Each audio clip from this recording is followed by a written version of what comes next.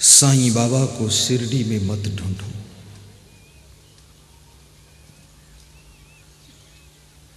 रामेश्वरम नाथ, बद्रीनाथ, केदारनाथ, जम्बूनाथ, वैद्यनाथ, शिवनाथ कहाँ ढूंढ रहे हो? महाराष्ट्र के संत एकनाथ संतों की टोली के साथ रामेश्वरम नाथ की यात्रा पर जा रहे थे, सुराही में गंगा जल चढ़ाने के लिए लेकर। रास्ते में देखा एक गधा प्यासा पड़ा हुआ। सुराही से खोलकर गंगा जल गधे नाथ को संत एकनाथ ने पिला दिया। संतों की टोली भड़क गई, नाराज हो गई कि तुम्हें इतनी भी अकल नहीं। रामेश्वरम नाथ के नाम से लाए थे गंगा जल, इस गधे नाथ को पिलाया है।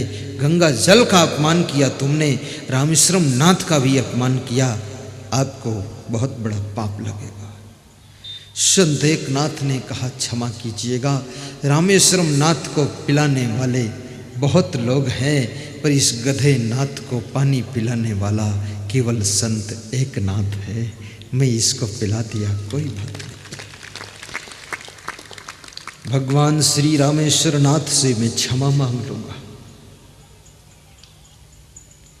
जब रामेश्वरम नाथ में टोली पहुंची तो संत एकनाथ ने वहीं से जल भरकर रामेश्वरम नाथ को भेंट करने के लिए लाइन में लग गए।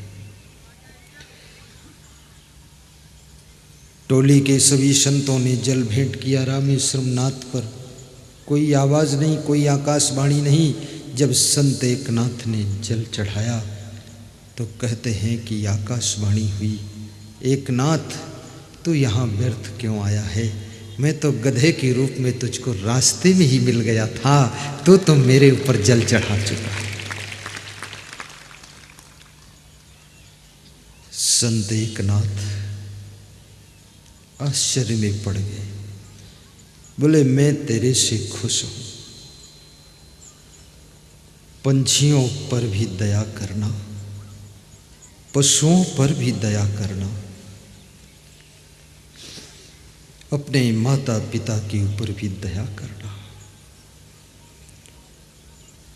बूढ़े माता पिता की आंखें कमजोर हो जाती हैं, कान कमजोर हो जाते हैं, हाथ पांव कमजोर हो जाते हैं, उनकी दांत कमजोर हो जाते हैं, शरीर कमजोर हो जाता है, लेकिन उनकी जीभ कमजोर नहीं होती है। वे बोलते ज़्यादा हैं। उनकी बात को सह लेना और अपने माता पिता में साईं का रूप देखकर उनकी सेवा कर देना, उनकी सेवा कर देना। जो माता पिता की बात को सह नहीं सकता है, उनको 2 रोटी खिला भी नहीं सकता है। सास ससुर की 4 बातों को जो लाड़ी सुन नहीं सकती है, वो लाड़ी सास ससुर को पानी भी नहीं दे सकती है।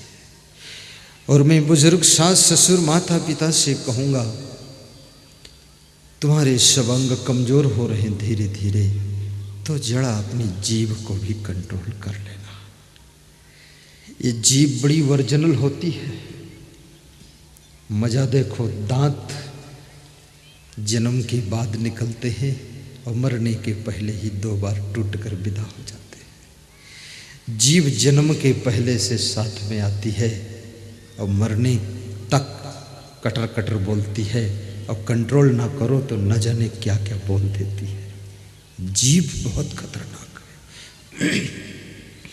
तलवार का मारा हुआ बच सकता है, लेकिन जीभ का मारा हुआ बहुत खतरे में पहुंच जाता है। इसलिए शास्त्रों में कहा गया है, तलवार की धार भी सह लेता है आदमी, गोली की बौछार भी सह लेता है आदमी, सबसे ज्यादा घाव करती है यह, बोली की मार नहीं सह पाता है आदमी, बोली की मार नहीं सह पाता है आदमी। आपने हनुमान चालीसा पढ़ा होगा। अब तो बहुत कम लोग पढ़ते हैं, क्योंकि भूत प्रेत भी कम हो गए, चुड़ैल भी कम हो गई। क्योंकि अब घर में जितने लोग रहते हैं वे सब के सब भूत प्रेत से कम नहीं है, चुड़ैल से कम नहीं है। तो भूत प्रेत भी डर के भाग गए कि बड़े बड़े भूत पहले से बैठे हैं, यहाँ क्या करो। एक समय ऐसा था, मेरे बचपन में मुझे सिखाया जाता था हनुमान चालीसा का पाठ करो तो भूत प्रेत चुड़ैल रात में सपने में नहीं आएंगे। तो हम शाम को पाठ करते थे हनुमान चालीसा। अब भी याद है, अब भी मैं कभी कभी करता हूँ, लेकिन बहुत कम हो गए तो कम करता हूँ मैं भी। पर इसमें तो बहुत लोग ही नहीं करते हैं पाठ, क्योंकि भूत प्रेत है नहीं। भूत पिशाच निकट नहीं आवे, महावीर जब नाम सुनावे। इसलिए बहुत से लोगों ने अपना ही नाम महावीर रख लिया है। बोले क्यों महावीर को याद करो, खुद महावीर है हम। क्या महावीर हो। राम ने एक चौपाई हनुमान चालीसा में राम की ओर से कही गई है। ध्यान देना माताओं बहनों, इसको समझना जिंदगी में काम आएगी।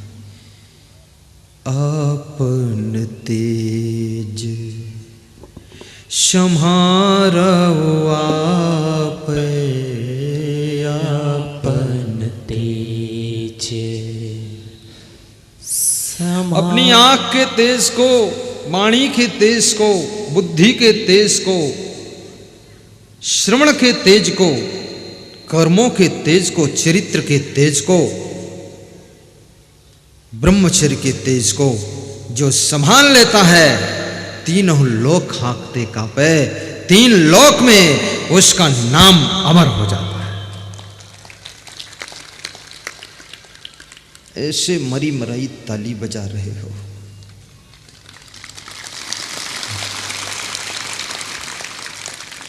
अब लगा लोग जिंदा ही बैठे। सत्संग को सुस्ती से नहीं सुनना चाहिए, मस्ती से सुनना चाहिए।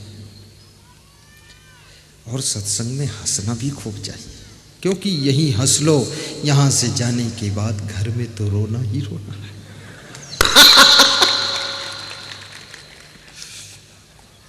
आज बैंड बाजा बज रहा था तो मैं अपने संत को कह रहा था कि देखो, अगर हम गृहस्थी करते तो एक दिन शादी होती, बस एक दिन बैंड बाजा बज जाता।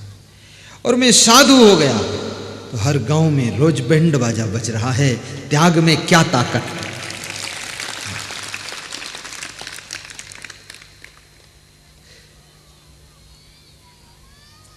संत होने में बहुत सुख है।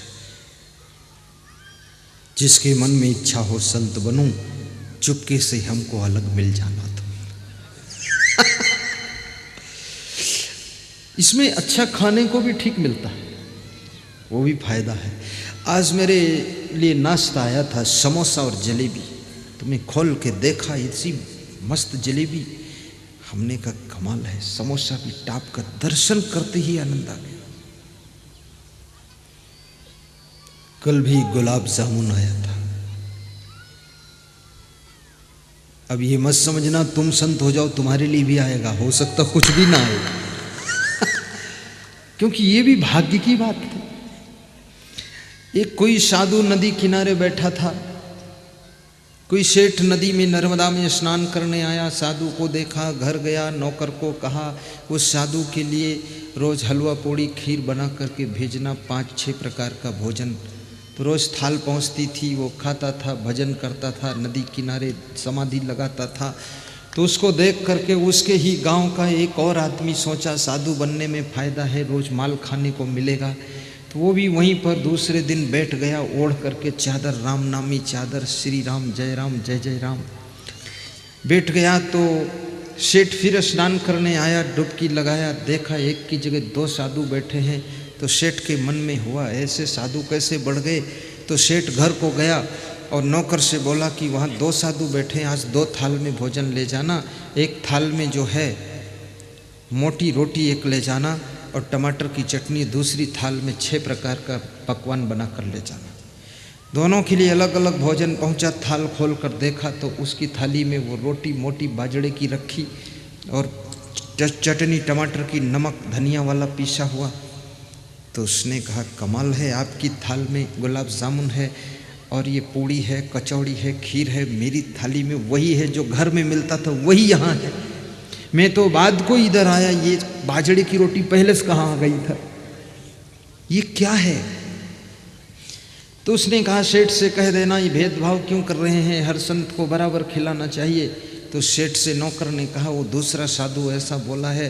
तो सेठ ने नौकर से कहा कि उससे कह देना 7 दिन तेरे भाग्य में बाजरे की रोटी और नमक की चटनी है और 8वें दिन ये भी भाग्य में नहीं है, तो कहीं भीख मांगे जाकर, और बाकी यहाँ मिलने वाला नहीं। तो ये कोई सोचे हम साधु बन जाए, माल छकेंगे, माल नहीं छकोगे, जंजाल में पड़ जाओगे। ये तो बहुत जन्मों की तपस्या का फल होता है। ऐसा नहीं बहुत से साधु भेष में भी धक्का खाते घूम रहे लोग, देखा होगा आपने भी। खूब खोपड़ी में जटा है, खूब उसमें जुआ पैदा हुआ है, खोपड़ी में काट रहा है, वो बैठ के दोनों हाथ से खुजलाता रहता है, जुआ ढूंढता रहता है और इधर उधर घूमता रहता है, कहीं बैठा रहता है, कहीं ठेला पर खड़ा बीड़ी भी पीता रहता है। ऐसा भी साधु देखा होगा तुमने। वो साधुता जिसमें पूर्ण नहीं होती है, अनेक जन्मों की तपस्या नहीं होती है, याद रखना वो रोटी धोती में ही उलझा रहता है। जो जन्म जन्म का तपस्वी संत होता है, उसके नाम पर हजारों लोग रोटी खाते हैं और धोती पहनते हैं। महाराष्ट्र औरंगाबाद में मेरा सत्संग था, 20 कुंटल बूंदी बनी थी, नुक्ती 20 कुंटल बटी थी, और कह रहे थे 40 कुंटल चावल पकाया गया है। तो हमने कहा कमाल है। तो बोले कमाल क्या है, अगली बार इससे बड़ा होगा कमाल।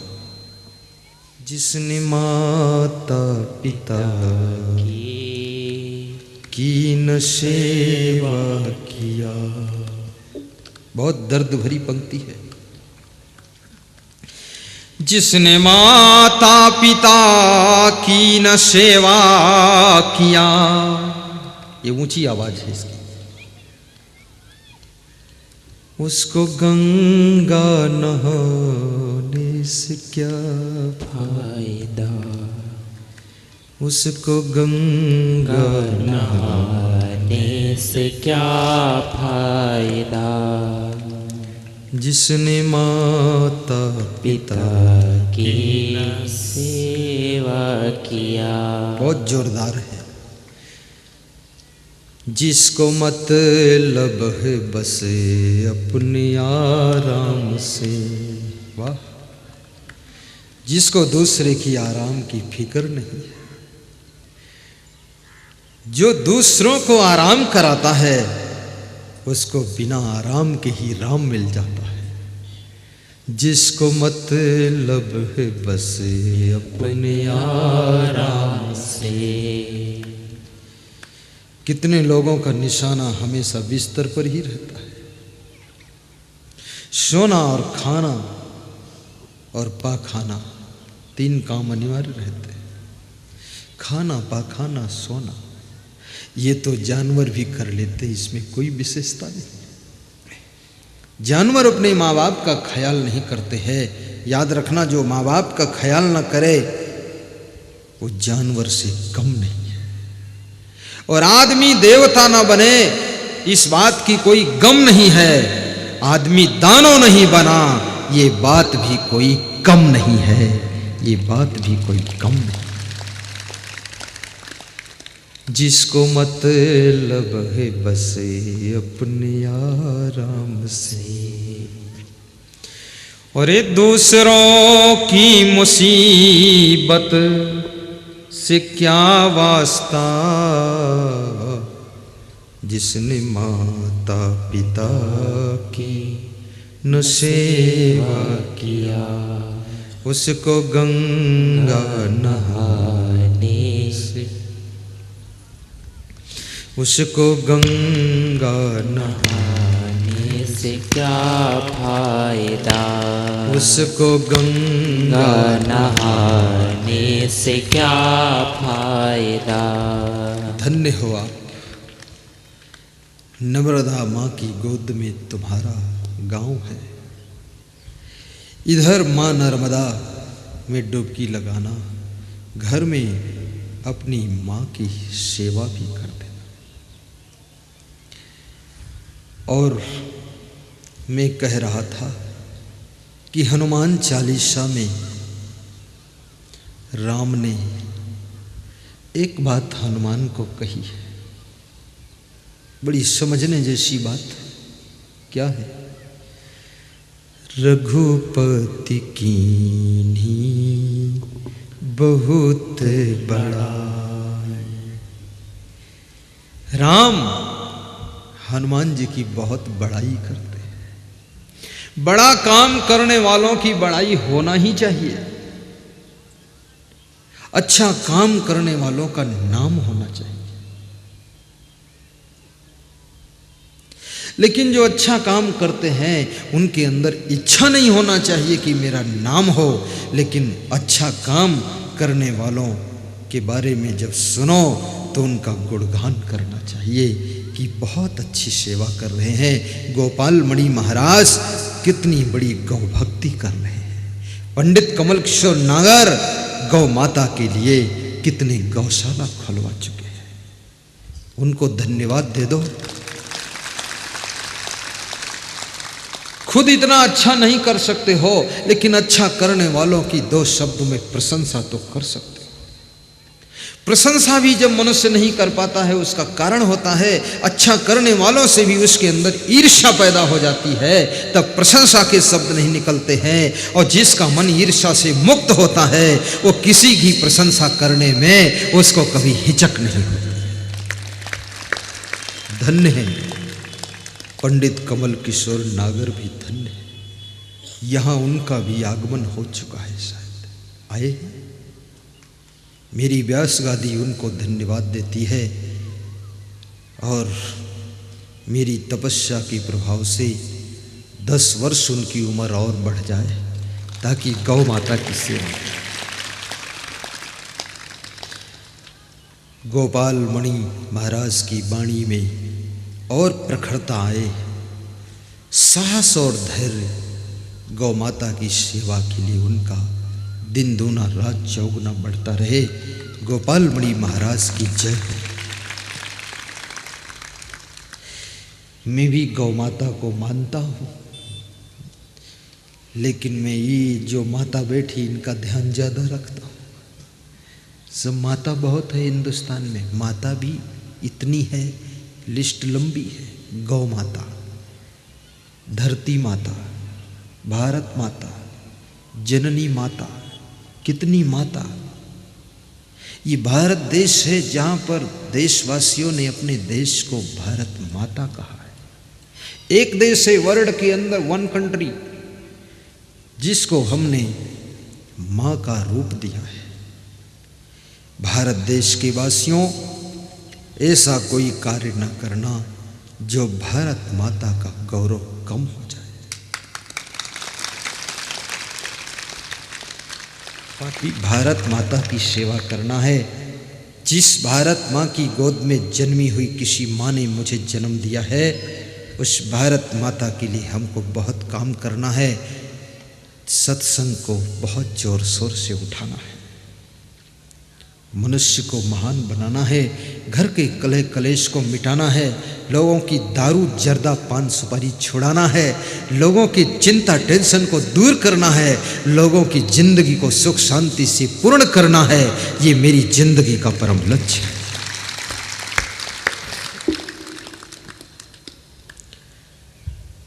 तो राम की ओर से एक चौपाई कही गई है।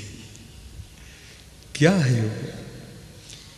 रघुपति कीन्ही बहुत बड़ाई, रघुपति कीन्ही। भगवान राम बड़ाई करने में संकोच नहीं करते।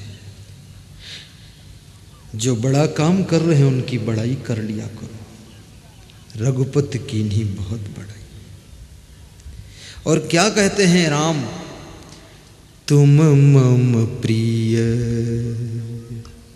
भरत ही सम भाई, तुम मम प्रिय। हे हनुमान, तुम मुझे ऐसे प्रिय हो जैसे मेरा भाई भरत प्रिय है। धिक्कार है उन लोगों को जो अपने सगे भाई से भी प्रेम नहीं रख पाते।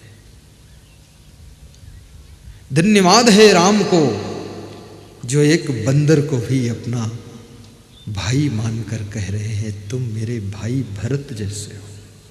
एक मंदिर में भी सुंदर भाई का दर्शन देखने वाला ही तो भगवान बन सकता है, और भाई में भी दुश्मन का रूप देखने वाला ही रावण बनता है, रावण बनता है। हे इंसान, तेरे पास में कला है, तू किसी को भाई बना सकता है, किसी को माँ बना सकता है, किसी को पिता रूप बना सकता है, और किसी को अपना सखा बना सकता है। तेरे अंदर सब कला है, और अपनों को भी दुश्मन बना सकता है, और दुश्मन को भी तू दोस्त बना सकता है। ये तेरे पास कला है। दर्शन से आंखें तृप्त न हो, सत्संग श्रवण से कान तृप्त न हो, चरण छूने से हाथ तृप्त न हो, गुरुदेव का चिंतन करने से मन तृप्त न हो, तो समझ लेना वहां कौन निवास करता है। ऐसे लोगों के हृदय में भगवान का वास रहता है। मैं अपनी जेब से नहीं कह रहा हूं। वाल्मीकि आश्रम पर जब राम गए हैं, वाल्मीकि से पूछा राम ने कि मैं कहाँ रहूं, तो वाल्मीकि ने कहा, जिनके श्रवण समुद्र समाना, कथा तुम्हारी सुभग सरी नाना, भरहि निरंतर हो ही न पूरे, तिनके हृदय बसहु गृह रे। जिनके कान समुद्र के समान है, तुम्हारी कथा सुनते सुनते जिनके कान कभी तृप्त नहीं होते, जैसे सरिता के जल लाने से समुद्र कभी तृप्त नहीं होता है, ऐसे कथा रूपी सरिता कान रूपी समुद्र में आती है। कान तृप्त न हो उनके हृदय में हे राम जाकर तुम वास करना। तुम्हारे रहने का स्थान कहीं बाहर नहीं है, तुम्हारे रहने का स्थान मनुष्य के दिल रूपी देवालय में है, वहीं रहो। बाहर तो खतरा है, कभी मनुष्य मंदिर बनाएगा, कभी गिराएगा, कभी जीर्णोद्धार करेगा। हे भगवान, तुमको चोट चपेट लग जाएगी, इसलिए दिल के अंदर रहो, वहां सुरक्षित है। नहीं तो ये मनुष्य तो खटर पटर करता ही रहता है। मंदिर बनाओ, भगवान की प्रतिमा रखो, लेकिन मंदिर के पड़ोस में सत्संग के लिए छोटा सा सत्संग हाल बनाओ, ध्यान हाल बनाओ। मंदिर से तो श्रद्धा जुड़ती है, लेकिन सत्संग से कल्याण का मार्ग खुलता है।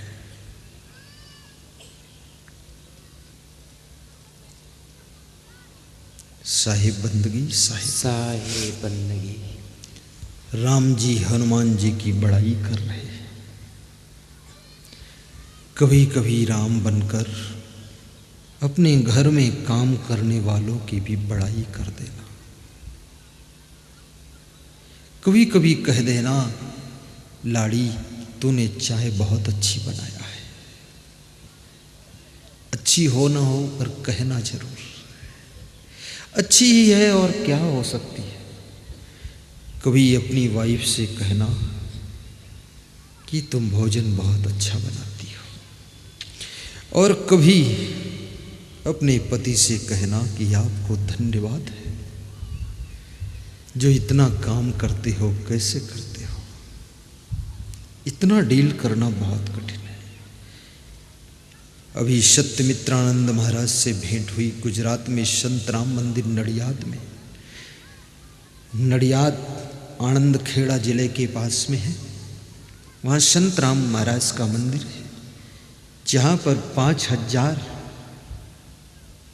नर नारियों का भंडारा रोज होता है। परिचय पत्र नहीं देखा जाता है, कोई आ जाए सबको प्रेम से खिलाते हैं। वहाँ लिखा हुआ है कि हे भगवान, आइए प्रसाद ग्रहण कीजिए, सेवा का मौका दीजिए। और तो उन्होंने इस वर्ष मेरी 3 दिन की कथा रखी थी। ऐसे में उनके यहाँ 27 साल से जाता था, लेकिन मेरी कथा का आयोजन करने का योग नहीं बना। 3 साल से मांग रहे थे। उनको पता भी नहीं था कि ये साहिब भी कथा कहते हैं। उनको पता है कि कथा कहने वाले तो ढोल तबली तबला पीटते, वही कथा कहते। और मैं तो तबली तबला नहीं पीटता हूँ, मैं तो लोगों के अंदर जो बुराई है उसको पीट पाट के निकाल देता हूँ।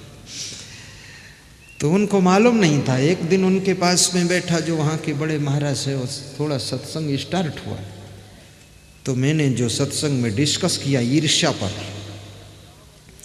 तो बोले इतनी डीप की बात तो हमने आज तक सुना नहीं, आपकी कथा यहाँ रखवाता हूँ। मैंने कहा रख लो। बोले 8 दिन का समय दो। हमने कहा 2 दिन। बोले 5 दिन। हमने कहा 3 दिन। 3 दिन तय हुआ। कथा थी, वहाँ सत्यमित्रानंद महाराज भी आए थे, उनसे भेंट हुई। उन्होंने एक बहुत अच्छी बात कही थी जो आपके फायदे की बात, इसलिए उनका नाम लिया। और हमारी भारतीय संस्कृति की रक्षा करने वाले संत का नाम सत्यमित्रानंद है, साधारण संत नहीं है। ये संतों की वजह से ही संस्कृति थोड़ा बहुत बची है, अन्यथा संस्कृति विकृति में बदलने जा रही है। संतों ने धर्म को बचाया। तो उन्होंने कहा हमारे भारत देश की परंपरा में छोटे लोग बड़ों को धन्यवाद दें, बड़े लोग छोटों को आशीर्वाद दें। यही हमारे देश की परंपरा थी। सासू लाड़ी को आशीर्वाद देती थी और लाड़ी अपने सासू को धन्यवाद देती थी। धन्यवाद और आशीर्वाद, ये 2 परंपराओं में हमारे देश के रिश्ते जुड़े हुए थे। परंतु धीरे धीरे धन्यवाद भी भूल गया लोगों को, आशीर्वाद भी समाप्त हो गया। तो बीच में क्या आ गया? फिर 2 रिश्तों के बीच में वाद विवाद आ गया। जहाँ धन्यवाद आशीर्वाद की परंपरा समाप्त हो जाती है, वहाँ वाद विवाद की व्यवस्था शुरू हो जाती है। बाप बेटे में वाद विवाद, सासू लाड़ी में वाद विवाद, भाई बहन में वाद विवाद, देवरानी जेठानी में वाद विवाद। क्योंकि जब छोटे लोग बड़ों को धन्यवाद नहीं देते हैं और बड़े छोटों को आशीर्वाद नहीं देते हैं, तो दोनों के बीच में फिर वाद विवाद शुरू हो जाता है। इसलिए कभी कभी अपने पति को धन्यवाद देना कि धन्य हो पति, कितनी मेहनत तुम करते हो। यदि तुम्हारा पति पुलिस में सर्विस करता है, गौर करना, ना उसके सोने का कोई टाइम, ना खाने का कोई टाइम, खड़ा रहता है चौराहे पर जहाँ ड्यूटी लग गई। वेतन पाता है, 1 महीने बाद लाकर तुम्हारे हाथ पर देता है। कहीं धूल में खड़ा है, धूप में खड़ा है, जंगल में खड़ा है, आतंकवादियों में पड़ा है, नक्सलाइट में पड़ा है, चोरों के पीछे दौड़ रहा है, अपराधियों के पीछे दौड़ रहा है। क्या उसकी जिंदगी है? खाने पहनने सोने का ठिकाना नहीं। तुम्हारा पति किसी के यहाँ नौकरी मजदूरी करता है, दिन भर कितना काम करता है, पैसे कमा कर लाता है, भोजन की सामग्री लाता है, आपको खिलाता है, बच्चों को पालता है। उस पति को धन्यवाद देना। और हर पति को चाहिए कि तुम बाहर चले जाते हो, फिर भी तुम्हारी पत्नी पूरे घर को संभाल लेती है, ढंग से संभालती है। उस पत्नी को आशीर्वाद देना, सिर पे हाथ कभी रख देना कि मेरा हाथ तेरे सिर पर है, तो सिर दर्द मत बताना, तेरा दर्द मेरे अंदर आ जाए, लेकिन तू खुश रहना, ऐसा कहा। आशीर्वाद दे दो। अपने घर की लाड़ी को भी आशीर्वाद। साल में होली, दिवाली, रक्षाबंधन, ये 3 महापर्व जो हैं, 3 पर्वों में ठीक से आशीर्वाद दो। अपने हाथ से कुछ विशेष चीज उनको खाने को भी दो, खिला दो,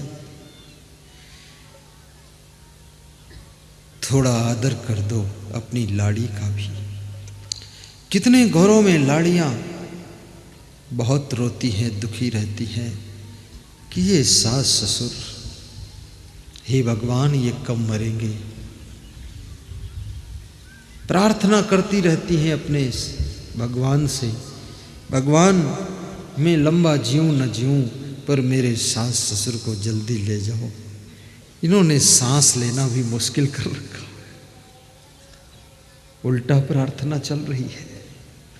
और कभी न कभी भगवान प्रार्थना सुनेगा तो सास ससुर मरे मिलेंगे फिर। ऐसा अपनी लाड़ी को दुख न देना, खुश रखना। लाड़ियों से भी कहूँगा मनमानी न करना, आलस्य न करना, दौड़ दौड़ के कार्य कर लेना, फैशन में समय न गंवाना, थोड़ा सा बाल सुधार लेना। कितनी लाड़ियाँ ऐसी भी हैं जो दिन भर बाल और गाल सुधारा करती है, पूरे घर में बवाल हो गया, उनका बाल ही ठीक नहीं हो पाया। बाल से भी कुछ नहीं होने वाला है। हैं तो बुद्धिमान लड़कियां, बुद्धिमान बहुत है, क्योंकि इनके बालों की सेटिंग देख करके मुझे लगता है बुद्धिमान है। बालों को ऐसा कोई इधर घुमाती, कोई उधर घुमाती, कोई ऊपर को, कोई साइड को, कोई आगे ही गिरा देती। तो मैं सोचता हूँ कमाल है, इनसे बच के रहो, नहीं तुमको भी इधर उधर घुमा देगी। कितना दिमाग लड़ाती है। अगर ये पूरा दिमाग घर को संभालने में लगा दें, पढ़ने में लगा दें, रीडिंग में लगा दें, आगे बढ़ने में लगा दें, अपने को जिंदगी को संवारने में लगा दें, तो नारी एक दिन नारायणी बनेगी और नर एक दिन नारायण बनेगा।